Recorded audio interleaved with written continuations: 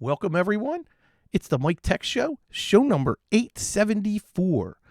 On today's show, I want to talk about my takeaways from day one of the ASCII Edge 2023 conference in Tampa last week. It was 2 days, but I only went to one day because I was sick Wednesday night when I got home and just could not attend Thursday. But I had some interesting takeaways that I want to share. I'm going to start the show with a couple stories from the trenches and things that's happening now.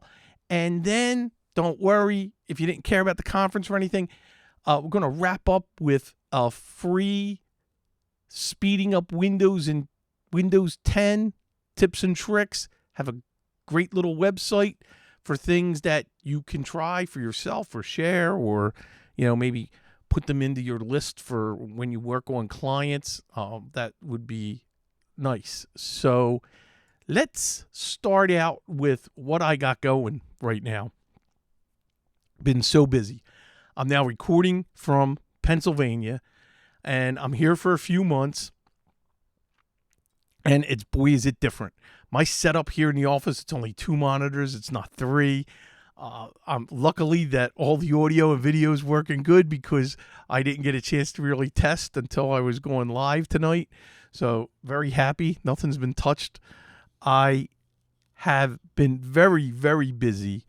And with tomorrow, my son has 3 clients that he's going on site to visit.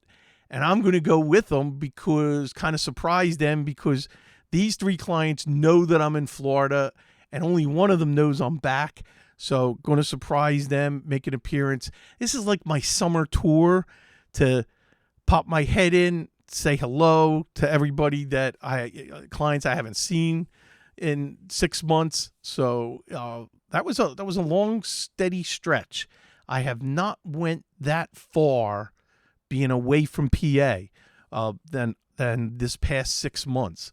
So now I'm just kind of adjusting to everything because it's just it's so different. So being a snowbird is very, very interesting. So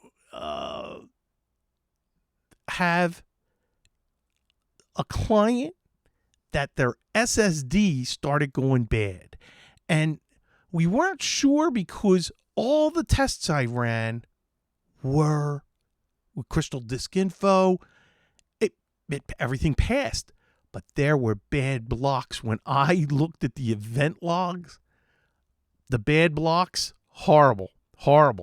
So a lot of data was sitting on the bad blocks and causing these errors until the point yesterday, the system would boot and then it was unusable. So my son, I dispatched him. He went out there, not that far, put a new hard drive in. It was Windows 10 Pro, so reinstalled Windows 10 Pro, got their office up and running, tried to use Fabs to start moving the files off the hard drive. There were so many bad blocks and files that could not be read. It finished very quickly. So 8 gig out of 87 gig.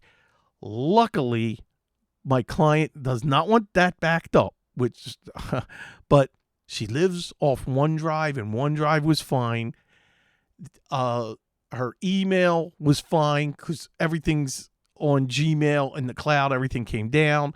So I was even on tonight before the show doing a couple things that she needed, like putting the scanning shortcut back and some other things. So she's up and running. So that was really good. And today, and I'll be talking about this, I'm going to be rolling out a big VoIP system for one of my clients where their phone system died. It was so old, and I will be updating on that. And so I had a nice conference call with the reseller and the manufacturer because I'm not ready to roll out the phones by myself. I tried to do that with Freedom Voice, and then, that was ugly. With Freedom Voice, the way they go, and I believe they're only a few months and they're going to go out of business. So I have that from a reliable source. So I'm down to only two clients with Freedom Voice. So I got to get them converted over, including myself. So knock wood, I haven't had any problems, but there's like no more tech support. It's getting really bad. So they're going to be shutting that down. Just as an FYI. So today concentrated on that, and then little helps. Like I've gotten a little phone calls all day for just little problems, nagging problems that I'm helping, and then some one-off clients that are not retainers, like Malwarebytes renewals, and I've been taking care of that. So first, before I start talking about my takeaways from the ASCII convention, I want to talk about MagnusBox. If you have clients that need backups, we all do. If you have any customer or any client, their systems have to be backed up, and you want to back them up in the cloud for disaster recovery. Maybe it's for compliance. You want reliable, inexpensive to you backups, so you could become a partner. MagnusBox supports all operating systems: Mac, the Synology, Linux, Windows, Office 365, SharePoint. I have a big client with their whole SharePoint sites being backed up every night.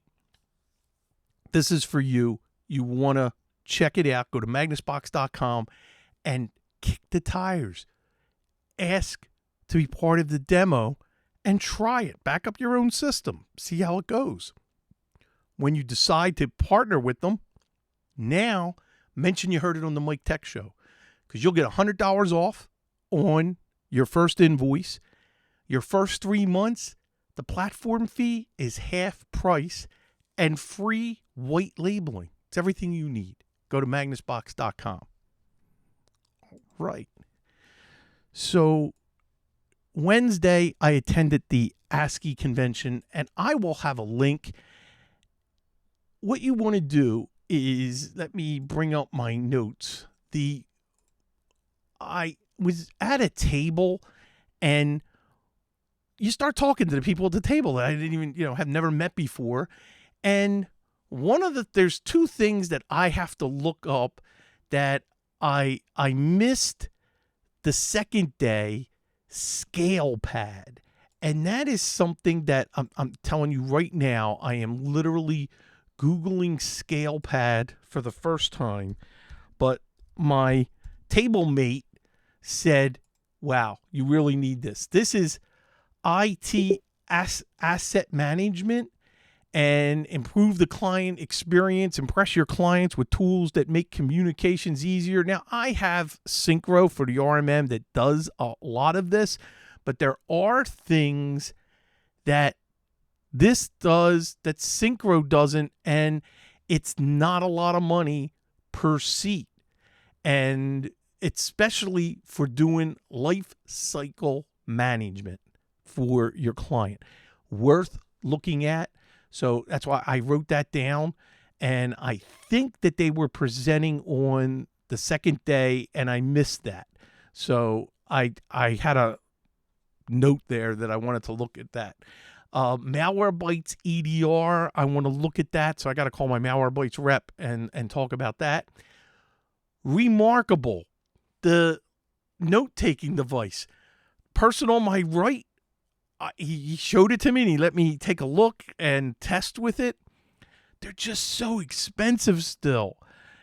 But I am a huge note taker. I take notes all the time. I am constantly writing notes. Remarkable was made for someone like me, and I'm thinking about it, but it comes with a large price tag, and that's what's kept me out of the running. Maybe a certified refurbished or something. That's what I got to look at and see if I can save some money. But I'm not ready to pull the trigger on that. But it's definitely on my list. All right, first vendor presentation was ThreatLocker. Now, some of these vendors are too big for my small MSP, where the entry point is huge. And I'm going to talk about the next one where let's concentrate on Threat Locker. One of the things they offer is dynamic ACL, the account control list, where you can program it and set it up where you can only access the VPN or anything in the company only from a company asset.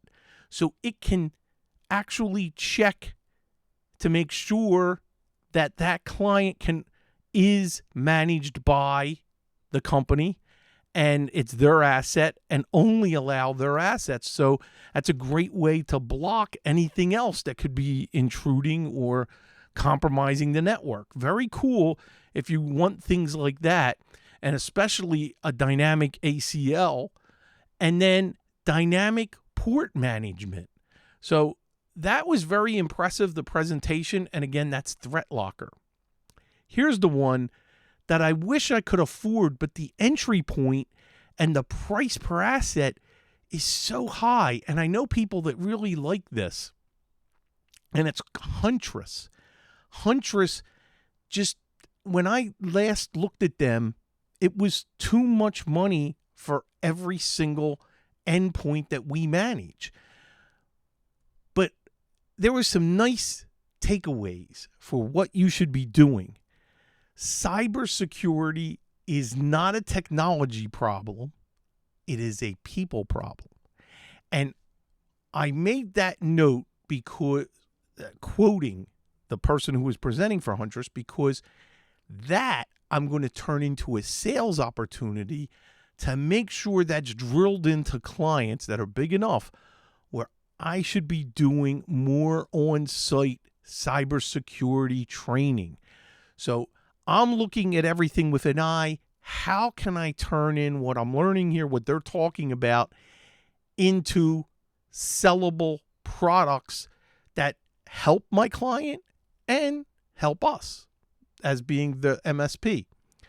This one's a tough one that they say, and I know this has been big.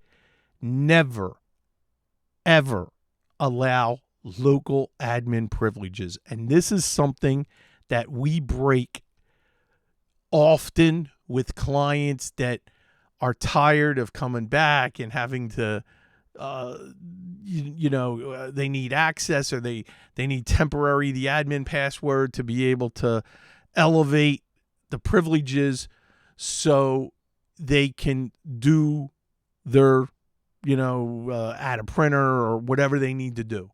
So that is a problem. And when I can get away with it, we desperately try to make all the users a standard user.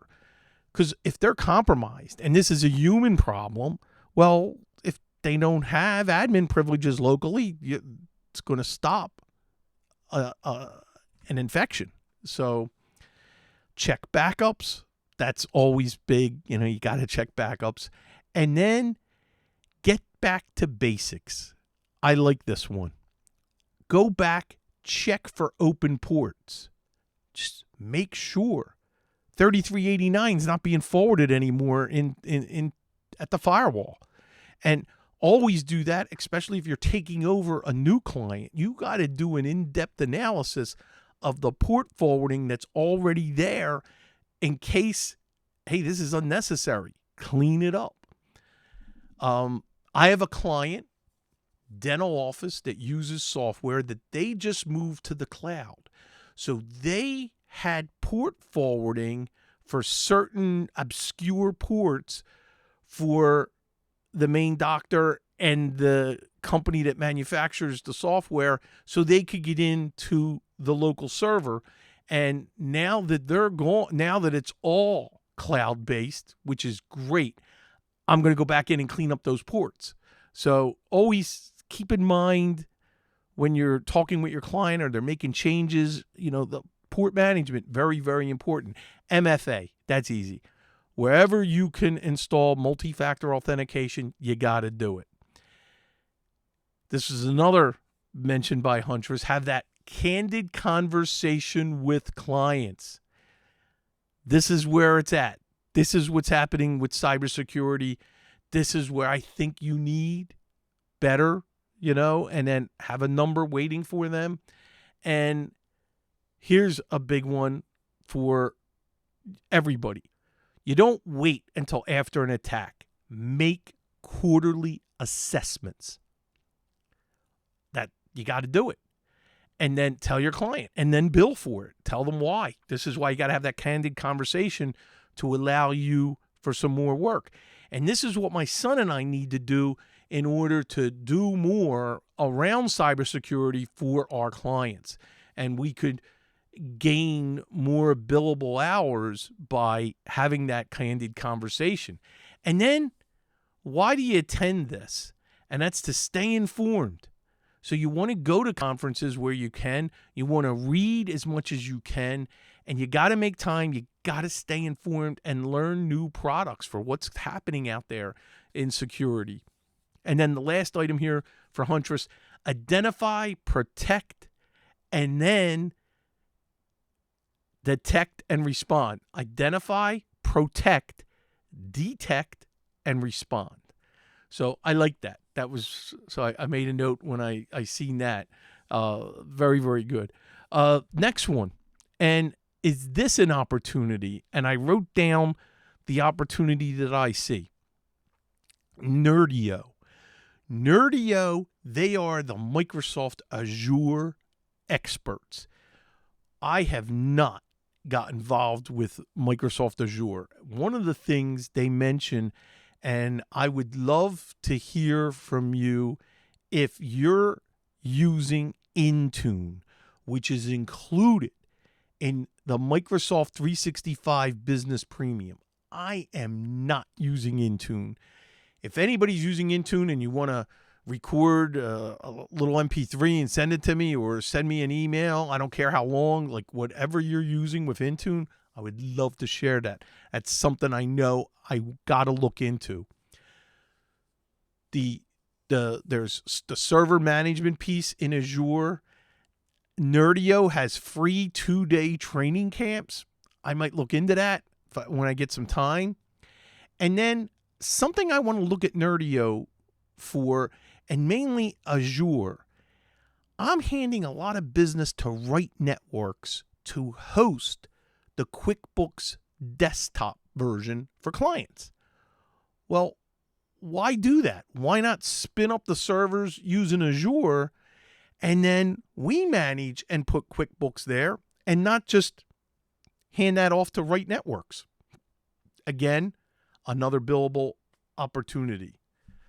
So wanted to mention all of that.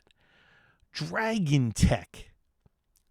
This is cybersecurity, and one of the things they mentioned, and this is interesting, as I say this, Carrie Holzman would laugh because, I don't like updating the firmware unless you absolutely have to. And he always does the firmware.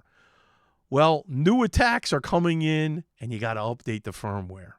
So I made a big note for that because that is something that I know I have to be more conscious of, which is when there's new firmwares for different maybe firewall devices or, BIOS updates for motherboards, you got to update the firmware and stay ahead because there's more attacks coming in to firmware flaws.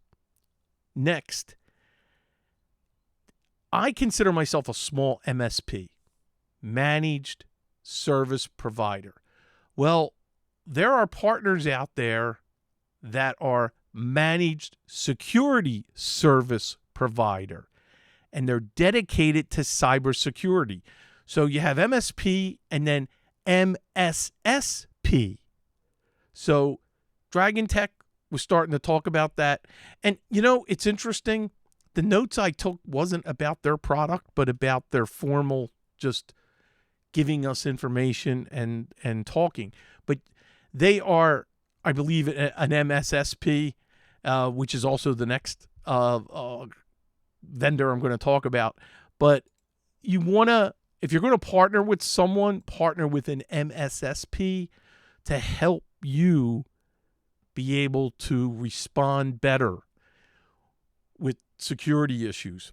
Now, one of the things that they mention, and this I want to spend a couple minutes with, the demand for cybersecurity insurance. And I have been spending time over the last couple months,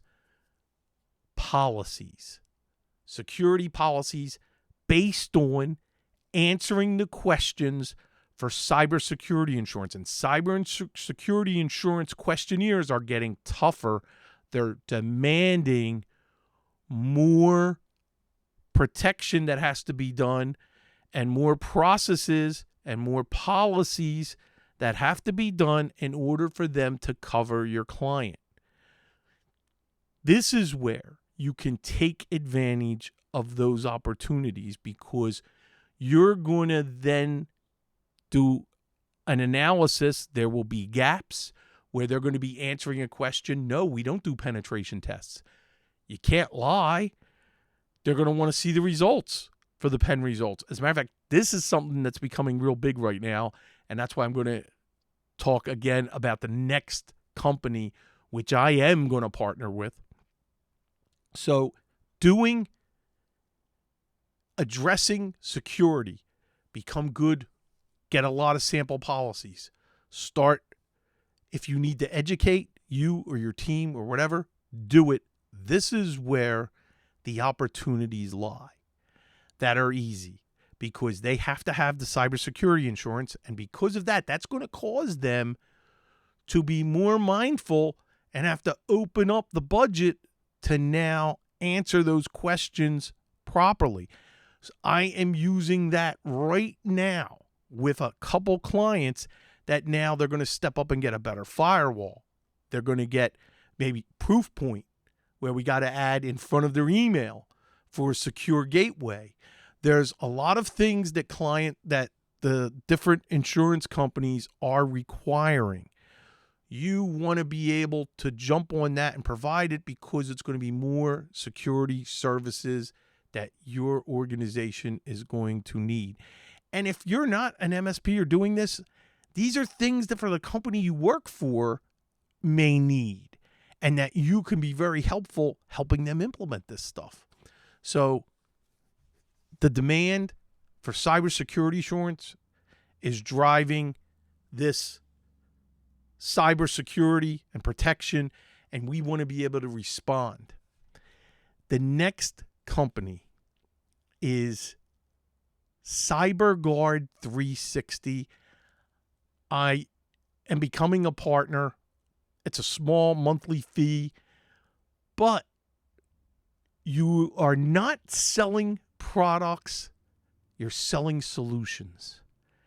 And it's compliance as a service. It's compliance for a lot of industries now that never fell under a compliance that they now do. And they were concentrating on Florida, but this is happening all the time. CPAs are now falling under a federal compliance that has to happen, or some are state specific. It's these compliances that's going to force more cybersecurity. You want to differentiate yourself between you and whoever your competition is by being able to respond to their compliance needs and help them. Cyber compliance stack and insurance. You got to add that to your product stack. And they need to be covered for business losses. So one of the things that I wanted to make sure is that you can, is it CyberGuard? No, actually it's CyberQP. I take that back. It's the next company that I want to become a partner with. I'm going to talk about that. Anyway, they had CyberGuard 360. You could tell what the influence was for the first day. Here we go, CyberQP. And I'm going to have a link to their policies, pen tests, and much, much more. So you're going to have access to all kinds of policies. You're going to also have access to what I think is an inexpensive pen test that you can resell to have them do the penetration test and make some money on the penetration test. then makes them, have this organization. There's a lot of positive reviews, and there's people that I know that are in the space that we're in for MSPs that speak very highly of CyberQP.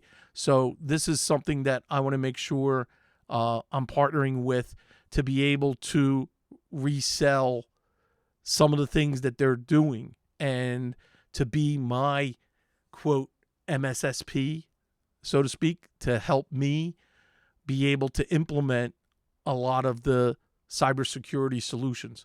But I love the idea of making cyber compliance a stack into your stack of products. So very, very important. They had a quiet quitting panel. 3 members, and it's interesting, Marvin B. was the moderator for this. Carbon Systems, ASCII, and Virtu.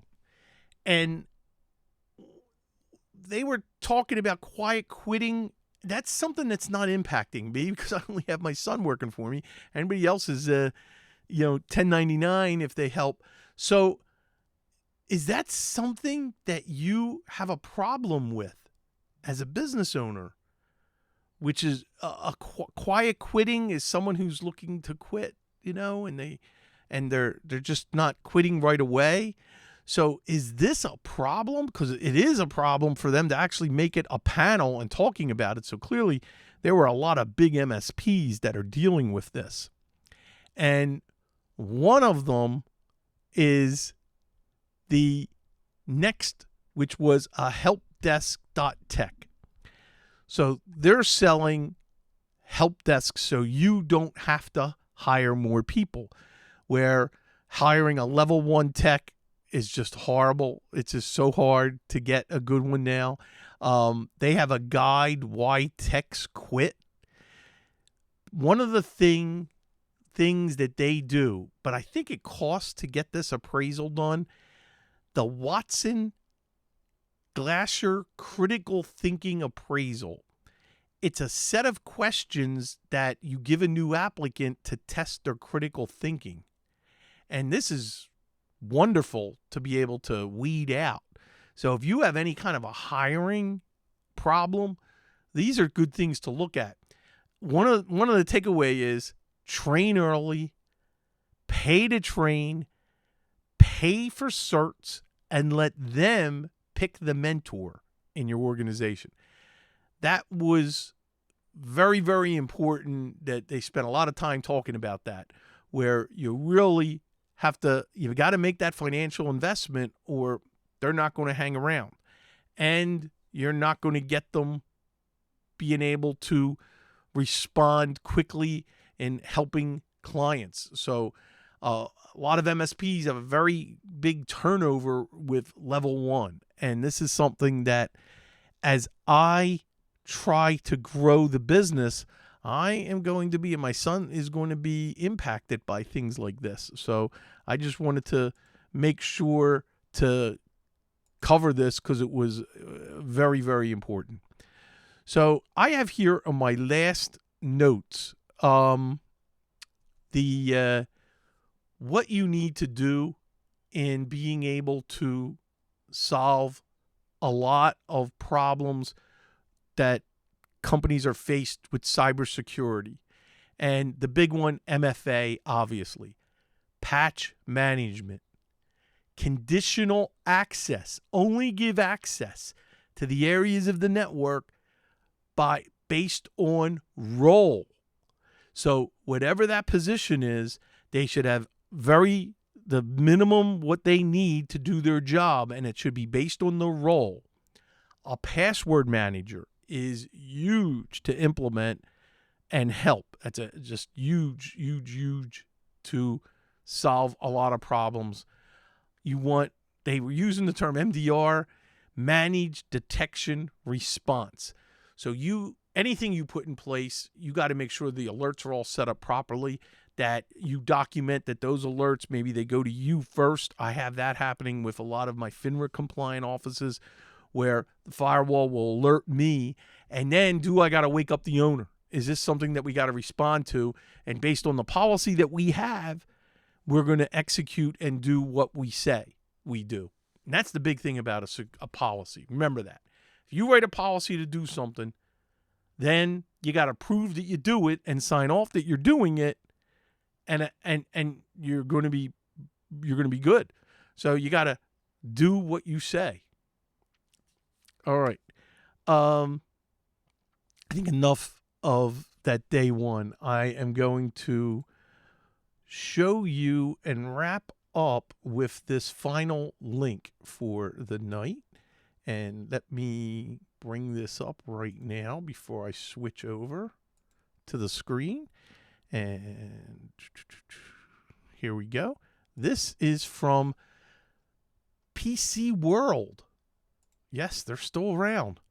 And this is Speed Up Windows 10 for free. Tips for a faster PC. A lot of these things are obvious, but maybe not for everybody. So here we go. Table of contents. Give it the reboot. Turn on high performance via the power slider.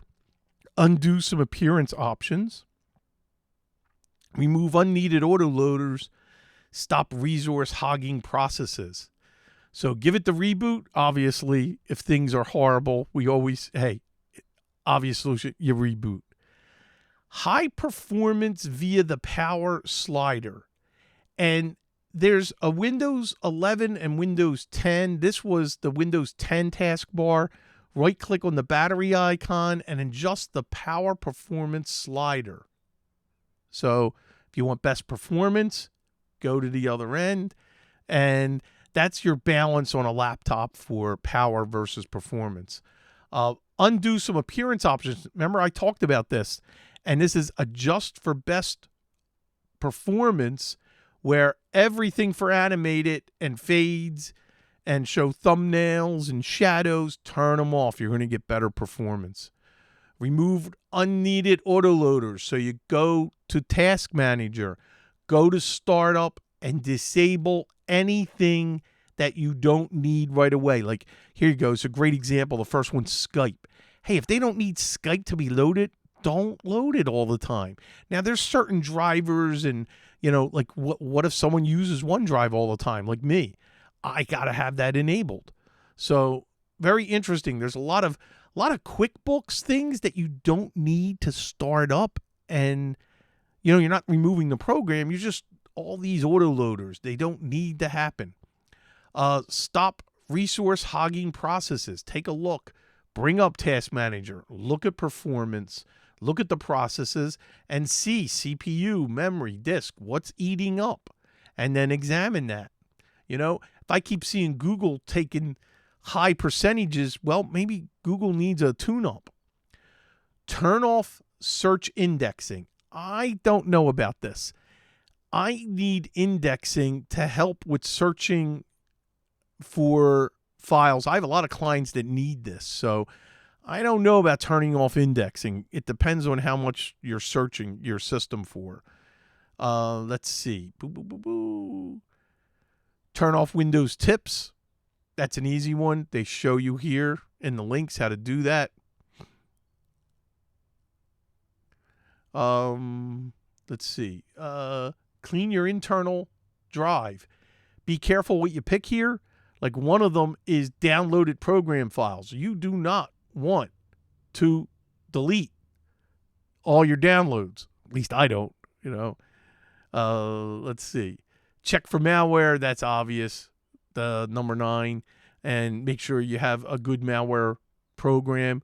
Of course, I use Malwarebytes for my anti-ransomware, anti-malware program of choice. Have a good one. Spend the money that it takes to be able to do the proper protection based on what you want. I don't like Norton. I know sometimes it comes with high recommendations. I don't like McAfee anymore. I like Nod 32. I think is still around. I haven't used it in a long time, but I know that's always been good.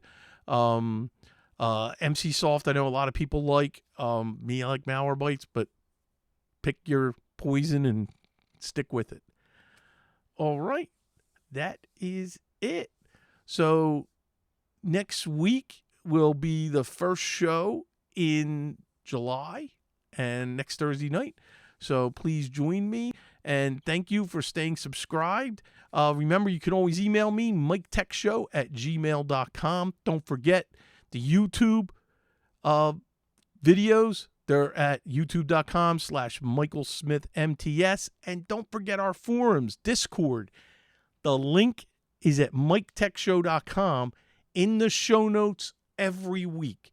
The link where you click and you can join Discord for free. And then make sure you announce to yourself, make sure you announce that you're not a robot. Who are you? Just a quick line so we know you're not a robot. And then you'll get the elevated privileges to post everywhere. That's it. I'll see everybody next week. Same time, same channel. Bye-bye.